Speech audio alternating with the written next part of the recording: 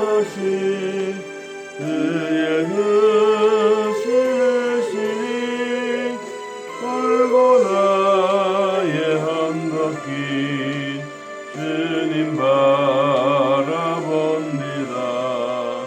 나같이 못난 인간 주님께서 살리려 하늘나라 영광 모두 버리시었네. 낳고 낳은 세상에 사람 형상 입으신 하나님의 큰 사랑 어디에나 견주리. 예수님 나의 주님 사랑의 주 하나님 이제 나는 예수님만 높이면서 살겠네. 나의 남은 인생을 주와 동행하면서 주님 사랑 전하며 말씀 따라 살겠네. 아멘. 자, 오늘 말씀은 베드로 후서 3장 8절 말씀입니다. 자, 우리 찾으신 줄 하나님 말씀 함께 읽습니다. 사랑하는 자들아, 주께는 하루가 천년 같고 천년이 하루 같다는 이 한 가지를 잊지 말라. 주의 약속은 어떤 이들이 더디다고 생각하는 것 같이 더딘 것이 아니라 오직 주께서는 너희를 대하여 오래 참으사 아무도 멸망하지 아니하고 다 회개하기를 이르기를 원하시느니라. 그러나 주의 날이 도적같이 오리니 그날에는 하늘이 큰 소리로 떠나가고 물질이 뜨거운 물에 부러지고 땅과 그 중에 있는 모든 일이 드러나리로다. 이 모든 것이 이렇게 부러지리니 너희가 어떠한 사람이 되어야 마땅하냐. 거룩한 행실과 경건함으로 하나님의 날이 임하기를 바라보고 간절히 사모하라. 그날에 하늘이 불에 타서 부러지고 물질이 뜨거운 불에 녹아지려니와 우리는 그의 약속대로 의가 있는 곳인 새 하늘과 새 땅을 바라보도다. 아멘. 베드로 사도는 흩어져 있는 사람 성도들에게 두 번째 편지를 보내는 것이 베드로 후서입니다. 이 베드로 후서를 기록한 내용들은 베드로가 예수님의 복음을 전하고 믿음으로 살려고 할 때 이 교회가 상당히 어려움이 많았습니다. 원래 개척 교회를 하든 아니면 오늘날 우리 현실적인 교회에도 다 동일한 그런 모습을 봅니다. 저도 이 남아공회에 가서 이 신학생들에게 한번 강의를 하고 그리고 저녁에 집회를 하고 할 때 그 신학생들과 목사님들 중에 이제 이런 질문을 하더라고요. 한국의 교인들은 싸우지 않느냐? 한국의 교인들은 질투하지 않느냐? 또 한국의 교인들은 지각생들이 없느냐? 이렇게 묻는 거예요. 그렇게 제가 이거 사람이 사는 동네인데 왜 그런 일이 없겠어요? 교회 안은 다 동일합니다. 사람들이 사는 곳에는 지각생도 있고 시기도 있고 질투도 있습니다. 또 한 사람이 또 질문을 했어요. 그러면 한국교회 교인들은 예수님을 어떻게 잘 믿는다고 소문이 났는데 어떤 마음으로 믿고 있겠습니까? 라고 하더라고요. 그래서 제가 이제 거기에 대한 대답을 오늘 본문에 나오는 이 말씀으로 대답했어요. 하나님이 심판하고 죄에 대하여 무섭게 책망을 했더라면 이 땅에 예수 믿는 사람들 아무도 없다. 그런데 하나님이 오늘 본문 가운데 주님의 약속은 어떤 이들이 더디다고 생각하는 것 같이 더딘 것이 아니요 오직 주께서는 너희를 대하여 오래 참으사 아무도 멸망하지 아니하고 다 회개하기를 이르기를 원하신다. 그래서 예수님이 이 땅에 교회를 세워주신 게 아니냐. 하나님의 그 인내하신 이유가 뭐냐. 그렇죠. 하나님이 이 땅에 오래 참고 기다리고 계시던 그 이유는 오늘날 지상에 있는 교회를 세워주셨기 때문입니다.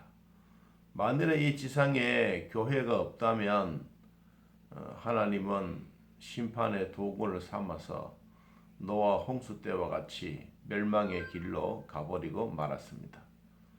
그런데 하나님은 그렇게 하지 않았지 않습니까?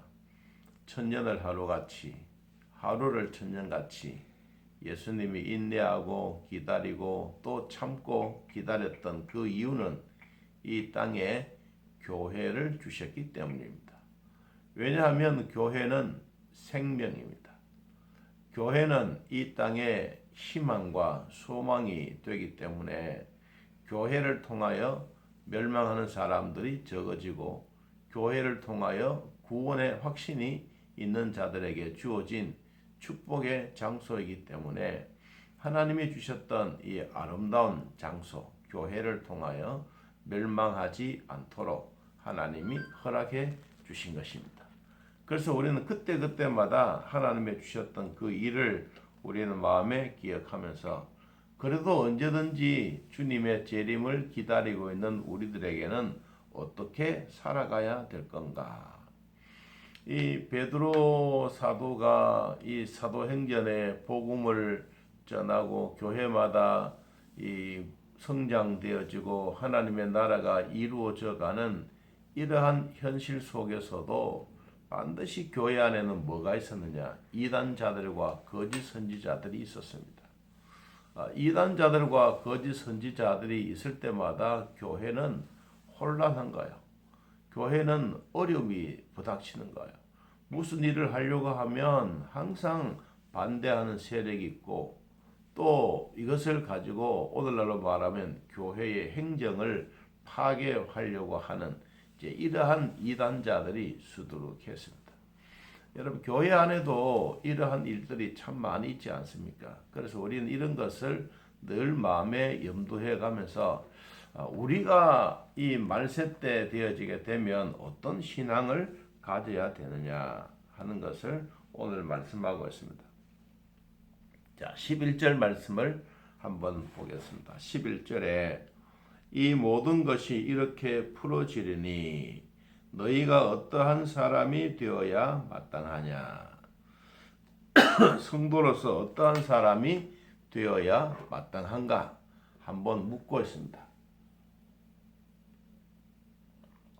거기에 대답이 거룩한 행실과 경건함으로 거룩한 행실과 경건함으로 하나님의 날이 임하기를 바라보고 간절히 사모해라.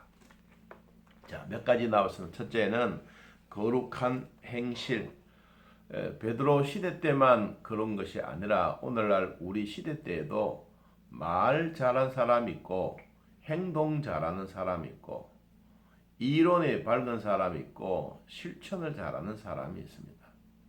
어제도 잠깐 말씀드렸지만 우리의 시작은 누구나 다 동일하다고 봅니다. 예수 믿는 그 시작. 그러나 결과가 중요한 거예요.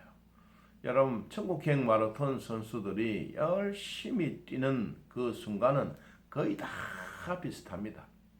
근데 그 결과 힘들고 땀나고 다리 아프고 인내심이 필요하고 다 뛰어서 마지막 골인 지점에 결과가 있을 때 그때 하나님이 주셨던 면류관은 이루 말할 수 없습니다.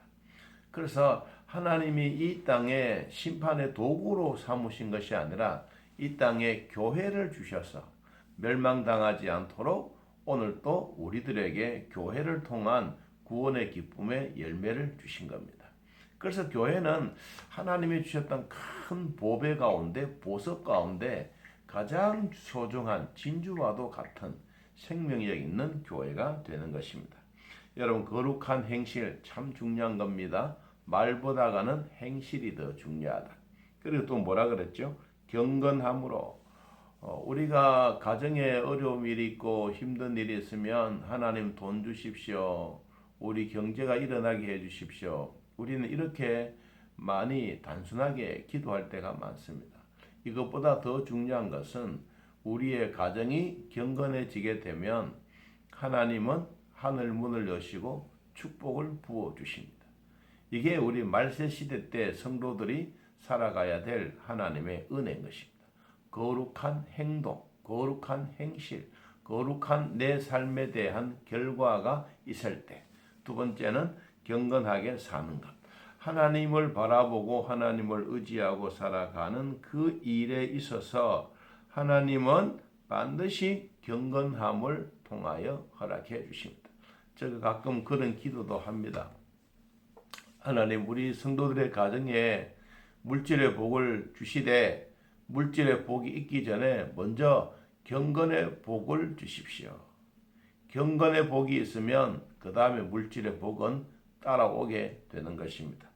자, 그리고 또 뭐라고 말씀하셨느냐 하면 하나님의 날이 임하기를 바라보고 간절히 사모해라. 사모한다란 말은 앙망한다란 겁니다. 앙망한다. 앙망한다고 하는 것은 뭔가 믿음은 바라는 것들의 실상이요. 보이지 않는 것들의 증거라고 했던 것처럼 반드시 우리에게는 실상이 있습니다. 실상. 천국이라고 하는 이 실상, 이 현실이라고 하는 이 실상이 있는데 이 믿음은 바라보는 것이다.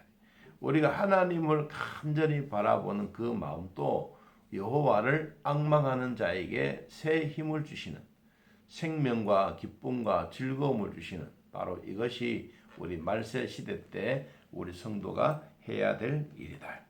자, 그리고 뭐라고 말씀하셨느냐 하면 그날에 하늘이 불에 타서 부러지고 물질이 뜨거운 불에 녹아지려니와 우리는 그의 약속대로 의가 있는 곳에 새 하늘과 새 땅을 바라보도다. 이 홍수 사건을 통해서 물로 심판했지만 다음의 심판은 불의 심판입니다. 여러분, 불은 이겁니다.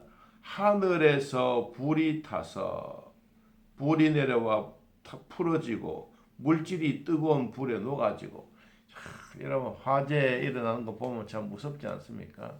어떻든 우리는 이런 화재가 어려움이 없도록 우리 모두가 잘 관리하고 잘해서 오늘 주셨던 새 하늘과 새 땅을 바라보면서 우리 말세 때 성도가 해야 될 마땅히 해야 할 거룩한 행실과 경건함으로 약속한 하나님의 은혜를 바라보고 교회를 주셨던 소망과 희망을 주셨던 생명을 주셨던 교회를 통하여 우리의 하나님의 약속이 오늘 또 이루어져가는 귀한 복이 있기를 예수님의 이름으로 축복합니다.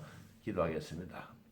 하나님 아버지, 오늘 우리들을 돌봐주셔서 믿음으로 살게 하시니 고맙고 감사합니다. 언제 어디서나 하나님의 나라가 이루어지고 믿음의 산 증인들이 되고 주 안에서 하나님이 주셨던 귀한 축복을 받아 누리며 부족함이 없도록 돌봐 주옵소서.